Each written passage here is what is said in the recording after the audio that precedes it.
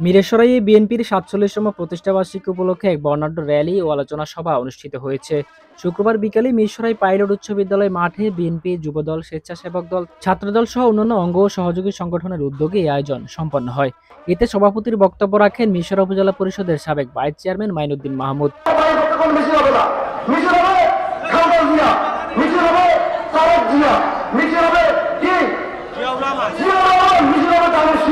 উপজেলা ছাত্রদলের যুগ্ম আহ্বায়ক সাখাওয়াত হোসেনের সঞ্চালনায় এতে অন্যান্যের মধ্যে বক্তব্য রাখেন জাসাস মিরসরাই উপজেলা শাখার যুগ্ম আহ্বায়ক মোহাম্মদ আলমগীর, মাইনী ইউনিয়ন বিএনপির সাবেক সাধারণ সম্পাদক জাফর মেম্বার, বিএনপি নেতা ওমর ফারুক, যুবদল নেতা মামুন সহ আরও অনেকেই। এ সময় উপস্থিত ছিলেন জোরারগঞ্জ থানা যুবদলের সদস্য সচিব লায়ন দেলোয়ার হোসেন, দুর্গাপুর ইউনিয়ন বিএনপির সাবেক সাধারণ সম্পাদক নাজিম উদ্দিন মিয়াজি, মিঠানালা ইউনিয়ন বিএনপির সাবেক সভাপতি S M Salauddin Selim, Zorarganj union যুবদলের সভাপতি শাহিন ফারুক, উপজেলা ছাত্রদলের সাবেক সভাপতি মাইনুল হোসেন বিপ্লব, সিনিয়র যুগ্ম আহ্বায়ক নুরুদ্দিন রাজু, খৈয়াছড়া ইউনিয়ন বিএনপির সাবেক যুগ্ম আহ্বায়ক শফিকুল আজম, নূর মোহাম্মদ রিঙ্কু, হাইতকান্দি ইউনিয়ন বিএনপির সাবেক যুগ্ম আহ্বায়ক মোহাম্মদ নাজিম, সাবেক ছাত্রনেতা মোহাম্মদ ওমর ফারুক, হারুনুর রশিদ, সাবেক ছাত্রনেতা আব্দুল কাইয়ুম, আবুল কালাম, ১৩ নং মায়ানী ইউনিয়ন স্বেচ্ছাসেবক দলের সভাপতি মোহাম্মদ রাসেল, বারিয়ারহাট পৌর বিএনপির সাবেক যুগ্ম আহ্বায়ক জাফর আলম লিটন, খৈয়াছড়া ইউনিয়ন যুবদলের সদস্য সচিব আবু তালেব শিবলু, উপজেলা বিএনপির সাবেক সদস্য অ্যাডভোকেট রাশেদুল ইসলাম,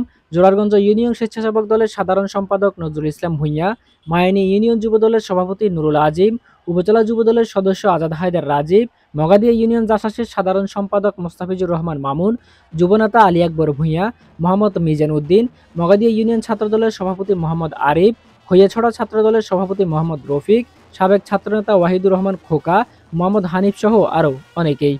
আলোচনা সভার পরে ঢাকা চট্টগ্রাম মহাসড়কে একটি বর্ণাঢ্য র্যালি বের করা হয়।